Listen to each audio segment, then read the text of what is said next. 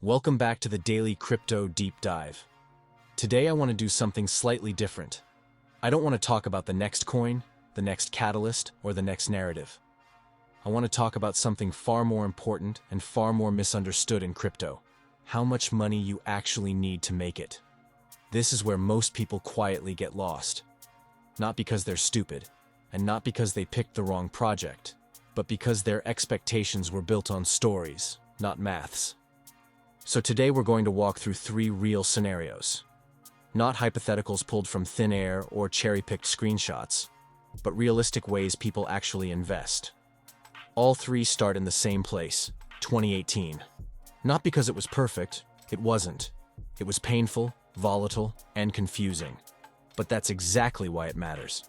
If a strategy survives 2018, it tells us something real. For all 3 scenarios, the rules are simple. A broad, balanced portfolio. Passive. No trading, no selling, no staking, no leverage, no clever tricks. Just buying and holding Bitcoin, Ethereum, Cardano, and later, when they launched, Solana and Polygon. Equal weight, nothing exotic, just normal people making normal decisions and then leaving it alone. Let's start with the one everyone fantasizes about. The person who had money early. Imagine someone who, in January 2018, put $50,000 into crypto in one go. Not gradually, not drip-fed, $50,000 straight in. They didn't wait for the perfect dip or try to time the bottom. They bought when things felt exciting and full of promise. Bitcoin was already famous, Ethereum was already everywhere, and Cardano was being hyped as the next big thing. And almost immediately, it went wrong. Prices collapsed. Bitcoin lost more than half its value. Ethereum fell even harder. Cardano was absolutely obliterated. By the end of 2018, parts of that portfolio were down 80 or 90%. This is the bit people forget when they look at charts backwards. They see the line going up, but they don't feel the time spent underwater. That investor watched $50,000 turn into 20, then 15, then maybe less, and they did nothing. No selling, no rage quitting, no moving into something safer. They held. 2019 arrived and it was still quiet, still boring, still painful. But something important happened without anyone really noticing. New assets quietly entered the picture. Solana appeared. Polygon appeared.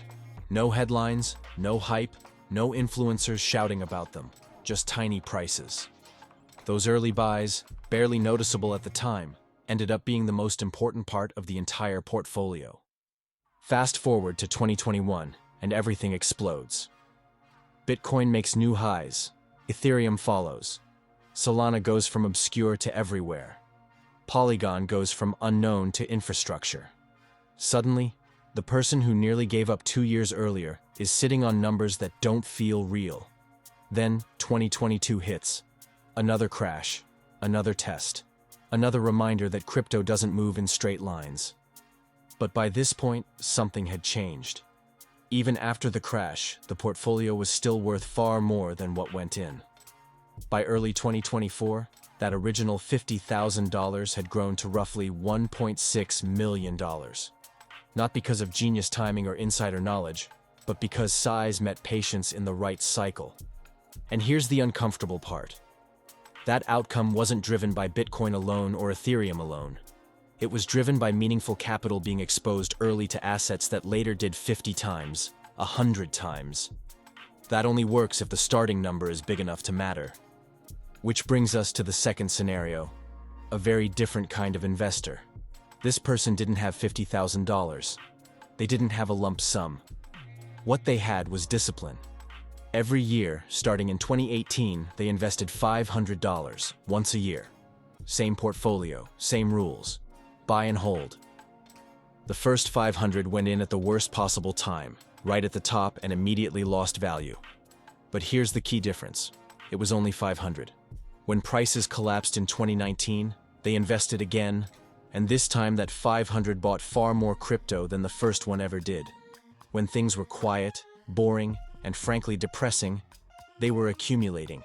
Year after year they kept going, sometimes buying high, sometimes buying low, sometimes buying into hype, and sometimes buying into silence.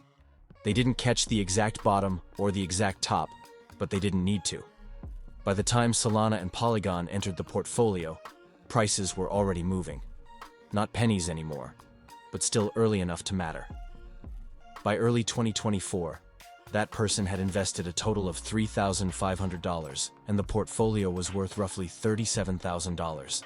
That's not life-changing money. You're not quitting your job or buying freedom, but you've turned a few thousand into a solid five-figure sum, and more importantly, you did it without stress, leverage, or panic. That's real. That's how crypto actually works for most disciplined people. Now let's talk about the third scenario, the one most people listening will recognize themselves in. The monthly investor. $50 a month, every month, for years. Sometimes enthusiastic, sometimes bored, sometimes questioning whether it's even worth it. Same portfolio, same rules. Buy, hold, repeat. In 2018, those $50 buys felt pointless.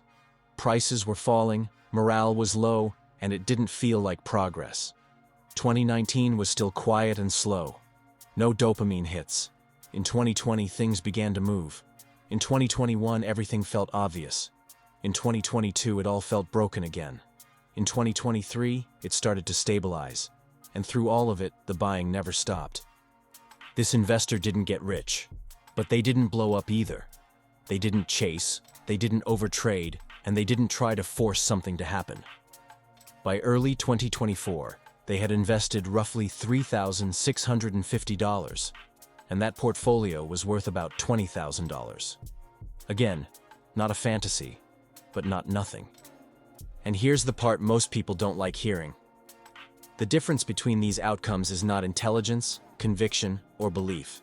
It's capital. A 10x return on $50 feels amazing emotionally, but it doesn't change your life. A 2x return on $50,000 absolutely does. Crypto doesn't care about effort, how early you believed, or how many hours you spent researching.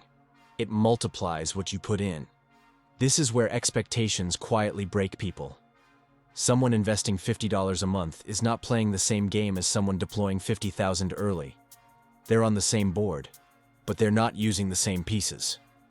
That doesn't mean the small investor is wrong. It means their win condition has to be different. For the monthly investor, winning might mean building a meaningful pot over a decade.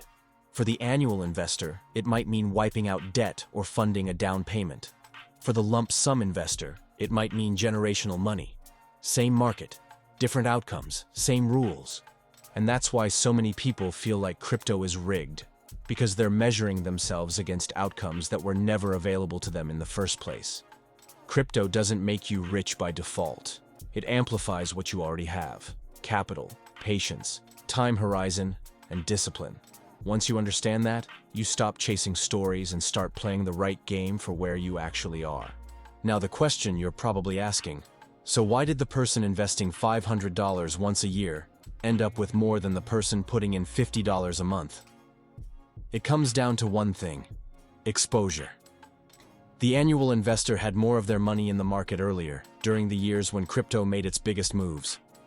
Their capital was fully deployed at the start of each cycle phase, especially in 2019 and 2020, which turned out to be the most important years to be invested. The monthly investor, by spreading money out evenly, reduced emotional risk, but also reduced how much capital was actually working during those explosive periods. In a fast, volatile market like crypto, early exposure matters more than perfectly smooth timing. And this is where the lesson actually is. There is no single best strategy. There's only the right strategy for where you are. If you're starting small, consistency matters more than trying to be clever. Monthly investing keeps you in the game and protects you from blowing yourself up. If you have lump sum capital, deploying it early and letting time do the work has historically been far more powerful than waiting for perfect entries that never come. And for most people, the smartest path is a blend, a base strategy of steady monthly investing, with the flexibility to add more aggressively during deep pullbacks and quiet periods when prices are low and sentiment is dead. Crypto doesn't reward perfection. It rewards staying in the market long enough, with enough capital, to actually let the cycle work in your favor.